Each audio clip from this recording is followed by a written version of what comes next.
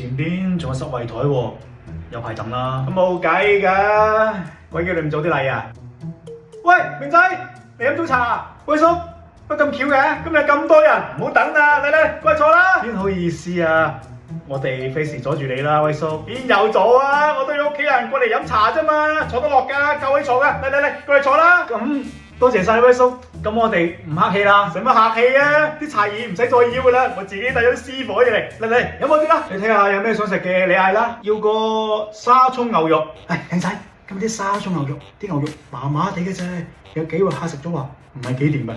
白斬雞啊，啲雞靚啊，今日特價先28蚊把一隻，好抵食啊！咁抵食啊！咁嚟一隻啦，再整個椒鹽瀨尿蝦。咁有啲瀨尿蝦瘦猛猛，又冇咩肉食，又貴又唔抵啊！咁有咩好食啊？羅氏蝦啦，啲羅氏蝦我今朝先叫人送過嚟噶，好生猛噶，整個鹹蛋焗羅氏蝦，好好食噶，都好多人嗌噶。鹹蛋黃焗羅氏蝦，我都中意食喎，就呢個啦，再加多個青菜，青菜嚟個上湯西洋菜咧。呢排老細入啲西洋菜又清甜又冇渣。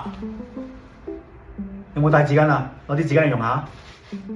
冇帶喎，買包啦。靚仔，冇紙巾用啊？用我啲啦，冇嘥錢買啦。邊好意思啊婆？紙巾我哋自己買算啦。啲老紙巾成3個人錢一包㗎，大嗱3個人錢，點解蝕俾佢啊？粗粗買餐餸得啦。阿婆，咁你講得又啱嘅，咁唔該晒啦喎。攞去用啦，使乜客氣啊？啲紙我都喺屋企帶嚟啫嘛，值得幾個錢啊？